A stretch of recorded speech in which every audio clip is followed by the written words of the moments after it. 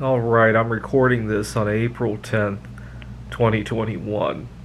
And once again, I am kind of quarantining and also panic shopping, but for a very different reason than I was last year.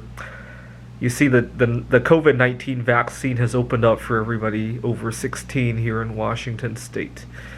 And I always worry if I get incapacitated for some reason, or I get detained for some reason, that I might be given the COVID 19 or some other drug against my will.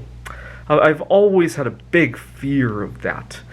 And In the past, it wasn't vaccines, it was painkillers. I have an addictive personality. And I always got worried that if I got into an accident and I was incapacitated, what somebody would give me. I don't fear that so much anymore because this past year I got over quite a number of major addictions in my life. And I got over addictions that were kind of harder in some ways. You see, nobody will die from not taking their painkillers or not taking nicotine or alcohol. Nobody will die from quitting that, right? I guess with alcohol, you got to be careful with withdrawal. But at the end of the program, if they stay off, they're not going to die from that, right? I had addictions that I would die if I quit. I had eating addictions. I had masturbating addictions. I don't know if you die from not masturbating, but it certainly feels like you could. And it probably isn't healthy either. I had addictions that I actually had to control as opposed to quit, and I did it. And so the painkillers don't scare me so much anymore.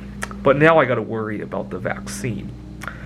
So lately, I used to be a daredevil when I would go out to exercise.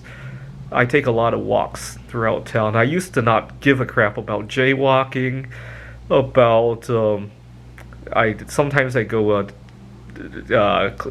scaling the hills in our area, and I used to never give a crap about that.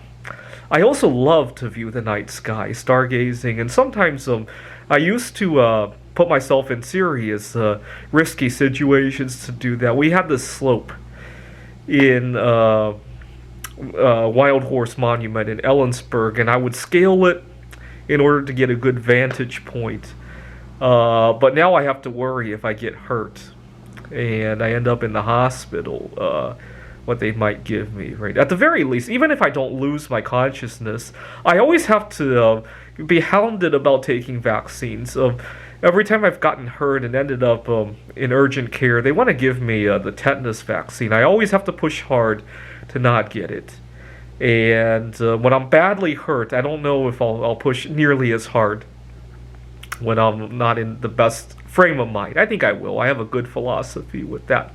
Okay, so that's part of the reason why I'm playing it conservative. I don't know if quarantine is the right word for that, but it certainly feels like it at times.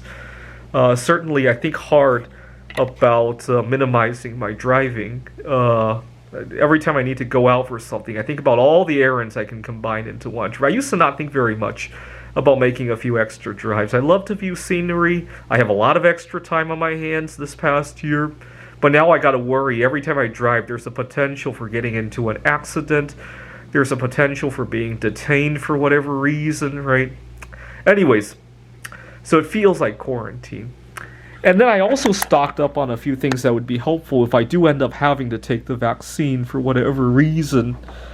Alpha-lipoic acid is a chelating agent for getting heavy metals out of your system. Officially, the COVID-19 vaccine should not contain any mercury or thimerosal.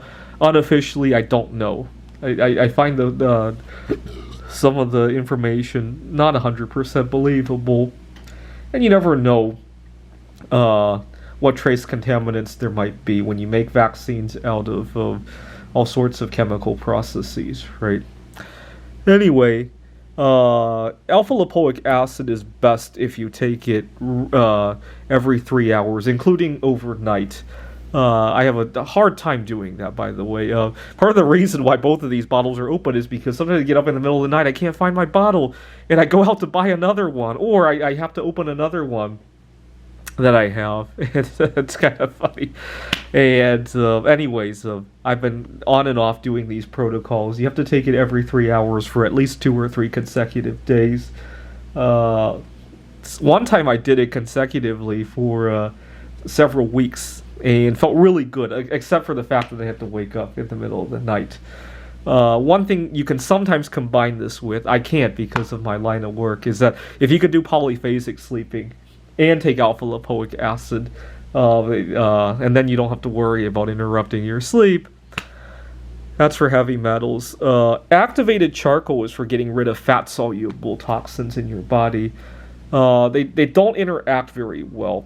Usually what I'll do is do the alpha lipoic acid protocol every 3 hours for half of the week, and then the other half of the week do activated charcoal.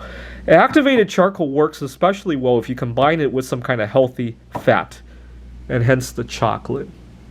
And I kind of carry this around as a little bit of an emergency kit in case I need to detox for whatever reason, right?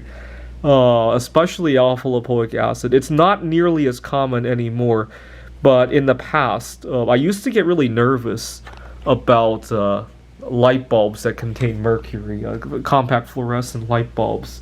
Every time I would move into a new apartment or get a new office at my workplace, I would always quickly inspect all the lights to make sure they turn on so that they're not broken, right? It's not shattered or anything. And I distinctly remember several times when I held my breath and then checked all the lights to make sure they actually turn on, to make sure the bulbs are not broken. Good memories. I don't have to do that anymore. But if I were to be exposed to that, I think that would help. I would probably do at least a 1 week protocol after such an exposure event. Anyways, panic shopping in quarantine again.